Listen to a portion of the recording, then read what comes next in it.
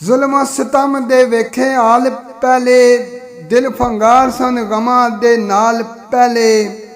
ਇੱਕ ਵੱਲ ਦੁੱਖ ਪਿਆਸ ਜਲਾ ਰਹੀ ਸੀ, ਨੇੜੇ ਮੌਤ ਪਈ ਵੇਖਦੀ ਆ ਰਹੀ ਸੀ। ਫਿਰ ਵੀ ਸਾਬਰਾਂ ਸਬਰ ਨੂੰ ਛੋੜਿਆ ਨਾ, ਵਤਨੋਂ ਦੂਰ ਸਨ ਦਰਦਾਂ ਦੇ ਲੁੱਟੇ ਹੋਏ। ਇੱਕ ਵੱਲ ਔਨ ਮੁਹੰਮਦ ਸਨ ਕੁੱਠੇ ਹੋਏ। ਇਹ ਮਕਾਮ ਨਾਮੂਸ ਇਸਲਾਮ ਦਾ ਸੀ, ਕਿਉਂ ਜੇ ਫੈਸਲਾ ਏ ਮਕਾਮ ਦਾ ਸੀ। ਹੱਕ ਬਿਨਾ ਹੱਕ ਵੱਲੋਂ ਮੁਖ ਮੋੜਿਆ ਨਾ, ਜਵਾਨ ਉਮਰਾਂ ਦੇ ਪੁੱਤਰ ਕਹਾਣੇ ਔਖੇ। ਸਾਬਤ ਕਦਮ ਰਹਿ ਵਾਦੇ ਨਭਾਣੇ ਔਖੇ।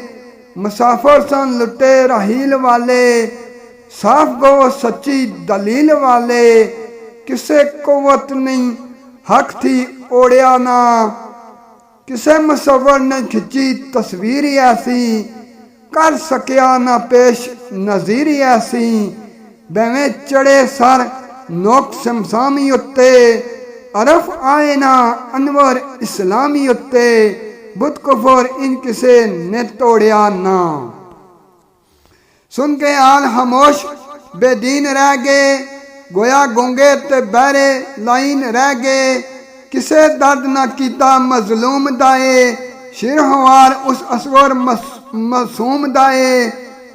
वेखन जालम पे नजरां वटा के ते, बदले पानी एक कुफी दा तीर आया।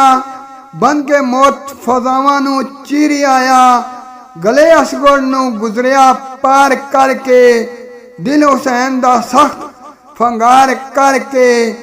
रह गए हत्थां विच असगर उठा के ते, फिर एक वार कुफी अपना वार करके। इंसानियत ताई दागदार करके, रह गया तड़प के असगर मासूमी आखोर। सीने बाप नाल लग के मजलूमी आखोर। फिर भी साबर सर सैयद झुका के ते, नाजक कली सी शाख थी टूट गई सी। रौनक शजर दी ताजगी लुट गई सी। ओ भी साबर सी आया सबर लैके।